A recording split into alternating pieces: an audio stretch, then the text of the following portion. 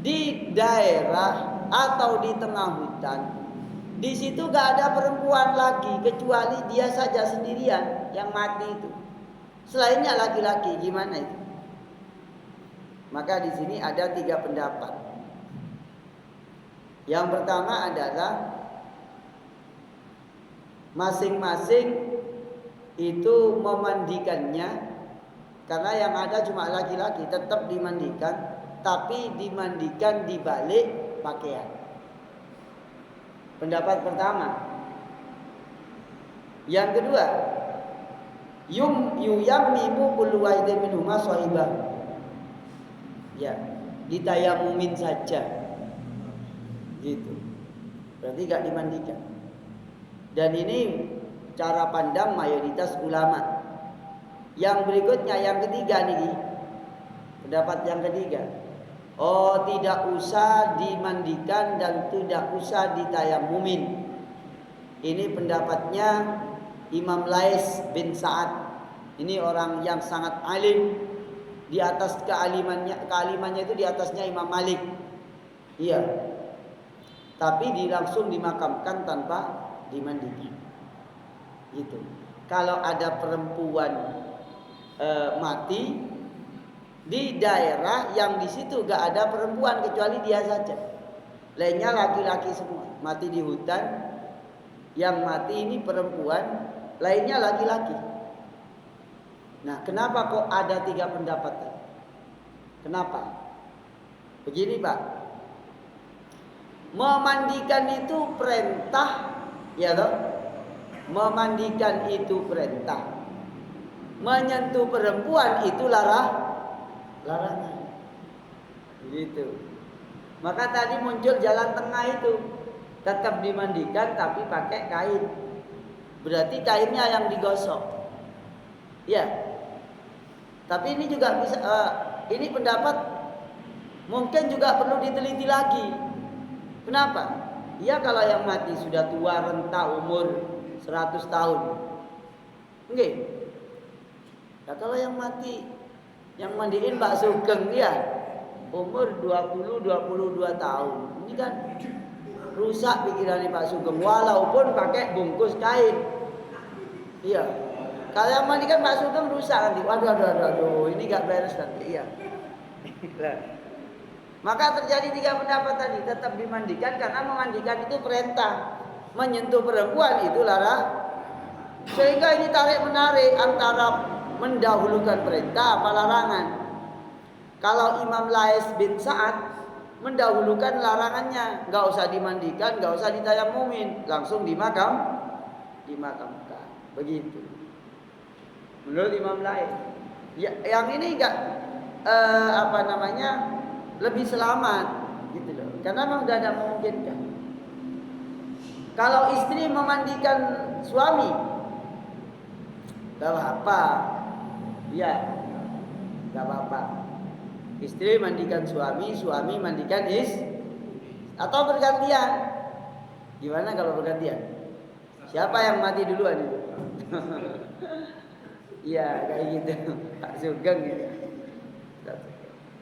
Jadi gitu, jadi yang memandikan satu jenis kelamin. Kecuali kalau mahram. Kalau mahram gimana Ustaz? Kalau mahram itu boleh. Kalau mahram itu adalah orang yang mempunyai ikatan kemahraman karena nikah. Contoh istri, ya. Istri dimandikan suami. Anak memandiin bapak. Anak cucu memandiin kakek dan seterusnya. Begitu, nggih? Sekarang ada persoalan. Nggih. Ada persoalan. Apabila mayitnya kafir. Ya. Misalnya apabila mayit maksudnya ini ya, lau hadaral mayyit ar-rajul kafirun, al mayyit ar-rajula kafirun wa muslimatun ajnabiyatun ghasalahul kafir indal jumhur. Menurut cara pandangnya mayoritas ulama, ya, demi menjaga kehormatan laki dan perempuan itu. Andaikan nih, ya, andaikan ada jenazah, dia muslim, terus jenazahnya ini laki-laki, jenazah laki-laki. Yang hadir di tempat itu yang ada hanya satu orang kafir, non muslim maksudnya ya, non muslim, dan perempuan muslimah tapi bukan mahramnya. Maka yang harus memandikan itu yang kafir saja, yang non muslim. Ya, misalnya ini Pak Sugeng meninggal. Iya, Pak Sugeng meninggal. Lah ini kan laki-laki. Lah di tempat pemandian, di tempat pemandian persiapan segala halnya itu nggak ada orang nggak ada orang kecuali orang non muslim, laki-laki non muslim. Ada laki-laki non muslim, ada perempuan muslimah tapi bukan mahram orang lain. Misalnya yang hadir di situ itu non muslim 1 atau 4, yang lain perempuan muslimah. Ada Amanda Manopo, ada Ayu Ting Ting, ada Syahrini, gitu ya. Terus apa mana juga Kajol ya, Kajol, Priti Sinta hadir di situ, muslimah semua. Mana yang didahulukan? Tetap yang didahulukan untuk memandikan adalah laki-laki yang non muslim, karena Pak Sugeng laki-laki. Khawatirnya nanti kalau artis-artis perempuan tadi yang memandikan, Pak Sugeng bangun. Pak Sugeng bangun kan bahaya gitu. Gak sido mati. Oke. Ya, karena mayat itu tidak mati dalam arti hilang. Mayat itu tetap tahu siapa yang mandiin. Uang sandalnya yang ngantarkan jenazah saja tahu. Ya, ini sandalnya siapa? Ya, yang ngantar siapa tahu. Apalagi yang mandiin. Lah kalau Pak Sugeng sebagai orang Islam mati, pada saat pemandiannya yang ada hanya non muslim laki-laki 4. Gak ada non muslim, gak ada laki-laki yang muslim. Lalu ada muslim tapi muslimah perempuan. Tadi itu ada Kajol, ada Priti Sinta, ada Syahrini, ada Nika Ardila, ada siapa nanti itu ya, Nafa Urba misalnya ya. Lah muslimah semua. Maka dahulukan yang non muslim. Takut dahulukan yang laki-laki walaupun non muslim. Khawatirnya Pak Sugeng dimandiin perempuan muslimah, ini bangun gak jadi mati ya. Oke. Ini selingan. Tapi kan tetap dalam bab ini ya, dalam bab ya. Ya oke. Ada pertanyaan di sini sampai di bab ini. Jadi memandikan ibu boleh nggak Ustaz? Dalam memandikan ibu boleh. karena memandikan orang tua. Orang tua boleh, ya. Seperti itu. Terus apa lagi? Nah ini masalah perdebatan ulama. Ya, hadisnya sahih. Iya, hadisnya sahih. Tidak tidak menyalahi tidak menyalahi hadis, tidak. Tapi kalau berbicara fikih ini lain. Hadis itu diolah. Pendapat pertama, istri boleh memandikan suami, suami boleh memandikan istri. Pendapat pertama. Kenapa? Ya. Karena karena berdasarkan hadis Kanjeng Nabi itu mengatakan kepada Aisyah. Ini hadisnya niki sahih niki. Hadis riwayat Imam Ahmad dan Ibnu Majah. Nggih. Jadi Nabi Aisyah itu waktu itu sakit kepala, iya. Raja'a ilayya Rasulullah niki. Ayo sambil dibaca hadisnya niki, sambil diangen-angen hadisnya niki. Aisyah mengatakan begini, ini guys ya, yang ngaji online ya, bolehkah suami yang meninggal dimandikan oleh istrinya, atau istrinya yang meninggal dimandikan oleh suaminya? Ini pertanyaan yang sering muncul ini. Jadi ini hadisnya, kenapa kok boleh? Ya, jadi Aisyah itu mengatakan, Raja'a ilayya Rasulullah min janazatin bil baqi. Nabi pulang dari pemakaman Baqi. Ya, pulang ke rumah Aisyah ya, yang sekarang Masjid Nabawi itu kan rumahnya Nabi. Yang ada makamnya Nabi itu loh. Itu rumahnya Nabi. Itu kamarnya Aisyah. Ya. Yang jadi makamnya Nabi dan makamnya Abu Bakar Umar itu adalah kamarnya Aisyah. Monggo mic-nya ini kayaknya error. Terus wa ana ajidu sudaan fi ra'si. Saya matikan aja. Saya matikan ini ya.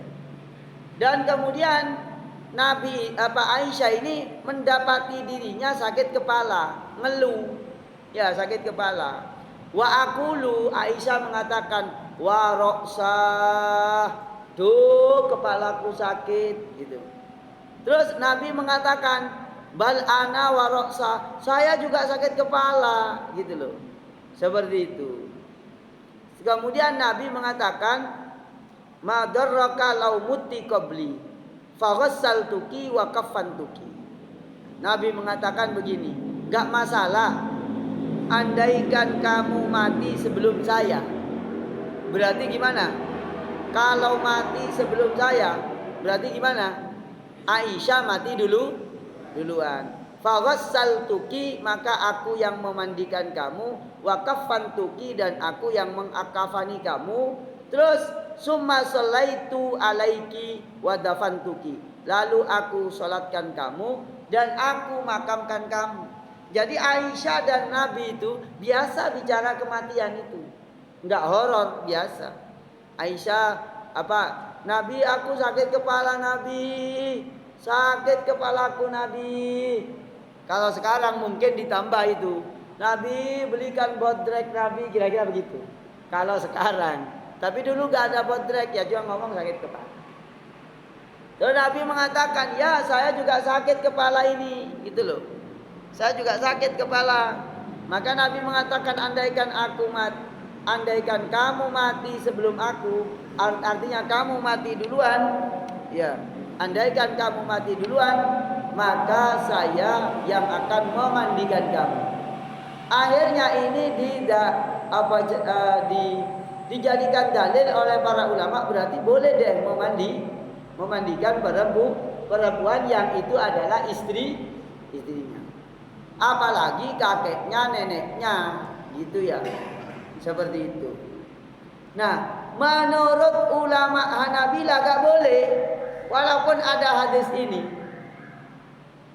Kenapa kok gak boleh? Begini. Ini menurut ulama Hanafiah. La yajuzu lirrajul ghaslu zaujatihi. Menurut ulama Hanafiah, seorang suami tidak boleh memandikan istrinya, wa masiha atau wa masuha, dan menyentuh tubuhnya tanpa penghalang. Kenapa? Lingkito nikah. Karena kalau dia sudah mati, berarti hubungan nikahnya sudah terputus. Ini kan cerdas ya? Cerdas enggak ini? Cerdas.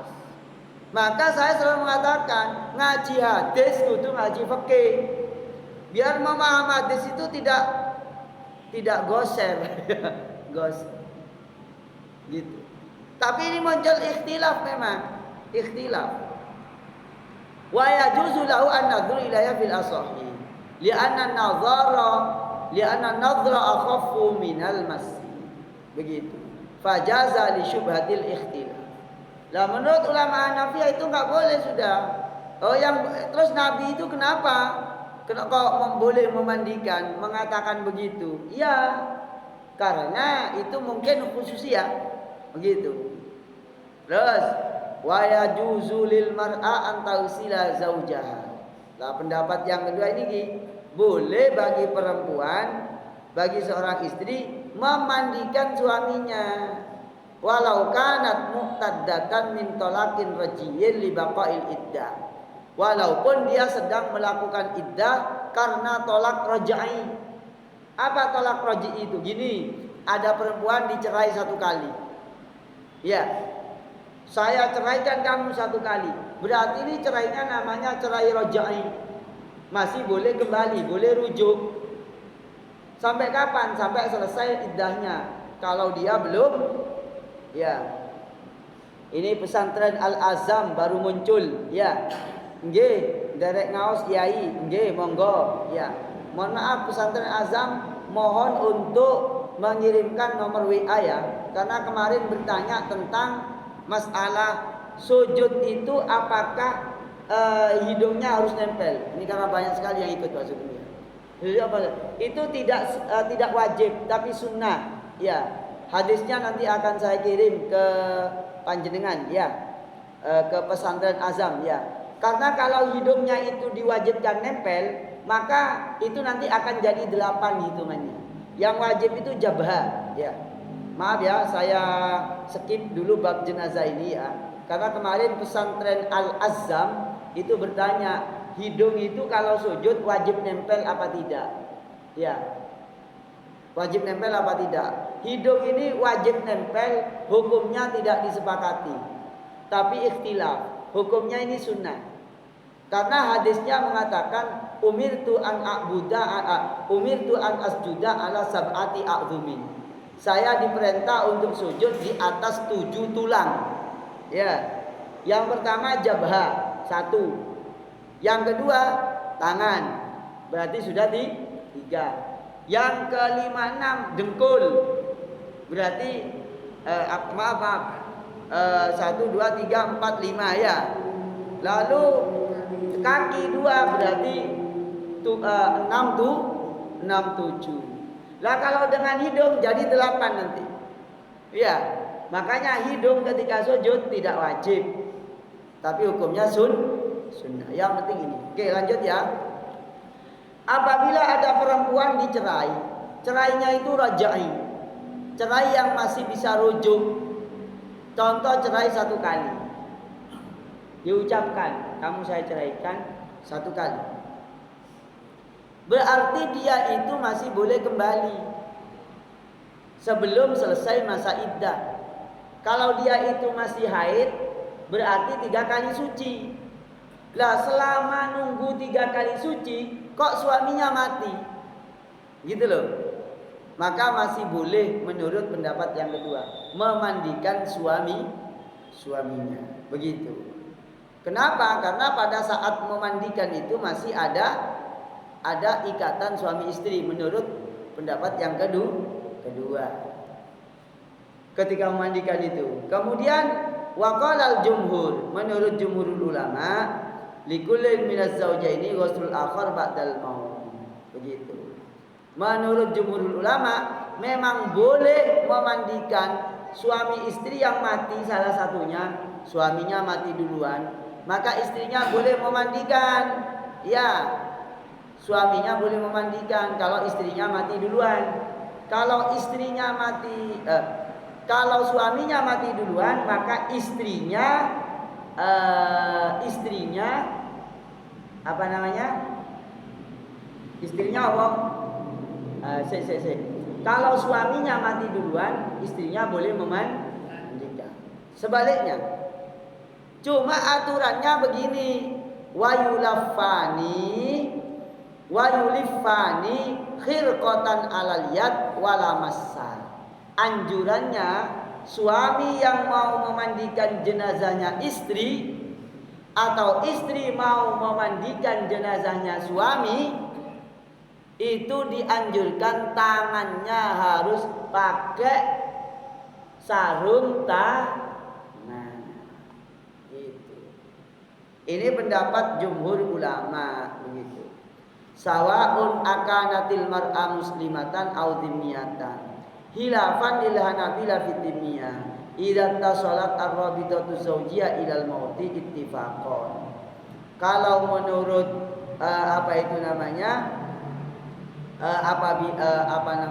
menurut pendapat yang memperbolehkan suami memandikan istri, istri memandikan jenazahnya suami, itu menganggap bahwasanya ketika mati itu hubungan pernikahannya itu tidak terputus. Gitu. Tapi menurut ulama Hanabilah itu terputus. Gitu. Apa buktinya? Apa buktinya? Buktinya andaikan misalnya nih ya, misalnya saya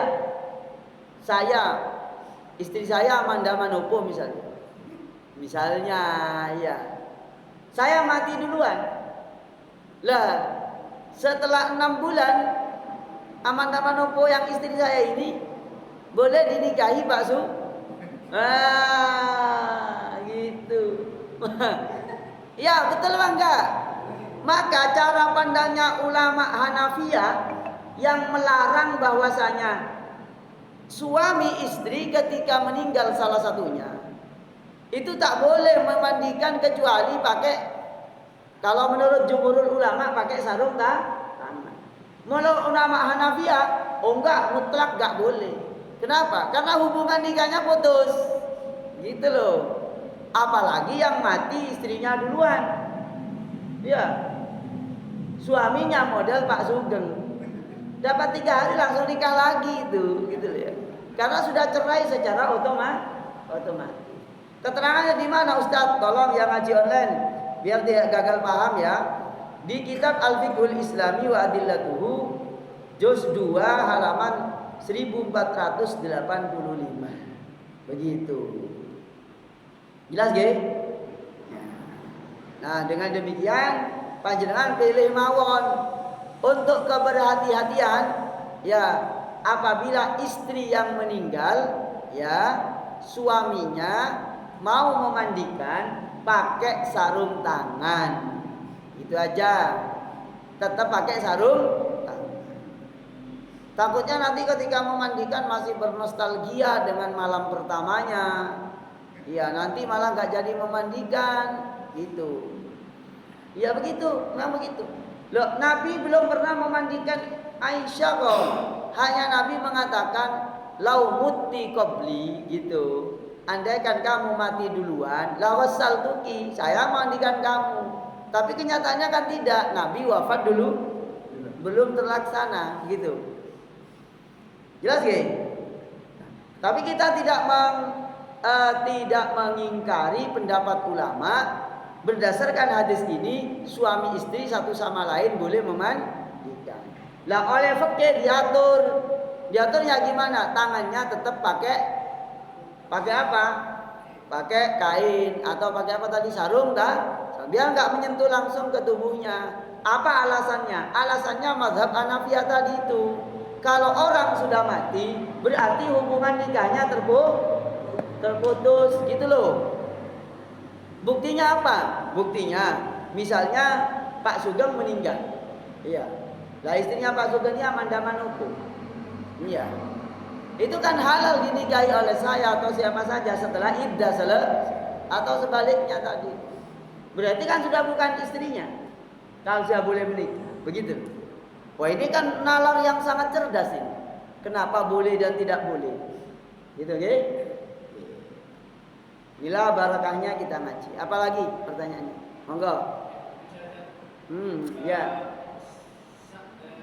Mungkin saya tadi terlambat. Tingkatan hukumnya bukan bagi yang memandikan, tapi bagi si mayit ini wajib dimandikannya itu kan karena sesama muslim. Tapi gimana? Maksudnya ini kan materi harusnya ada jadi SOP di rumah sakit Muhammadiyah gitu. Betul. Nah, gimana kalau kasusnya itu misalkan Ustaz Sugeng tadi ya? Ya, Pak Sugeng ya. Muhammadiyah ke Jerman gitu. Iya. Ilmu ini nggak dapat Ustaz. Pak Sugeng ada di Jerman. Sekolah S3 Ustaz Sugeng di Jerman. Mati. Nah, yang mandiin siapa gitu ya? Oh ya non muslim aja. Nggak tahu proses. Oh enggak masalah. Tapi sekarang ini di setiap negara itu ada Islamic Center. Di Jerman itu ada. Apalagi Jerman sini, jajar Kauman. Iya. Jerman ada, nggak usah khawatir. Oh Ustaz nggak disolatin karena nggak ada orang yang nggak masalah. Wong sudah tidak ada yang berkewajiban. Apakah itu bermasalah bagi si mayit itu? Oh, tidak masalah, aman. Ya, idza amartukum bi syai'in fa'tu minhu mastata'tum. Apabila aku memerintah sesuatu kepada kalian, lakukan sesuai kemampuan.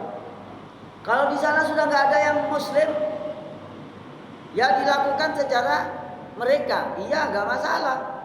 Iya, dimakamkan. Pasti dimakamkan lah, jangan khawatir.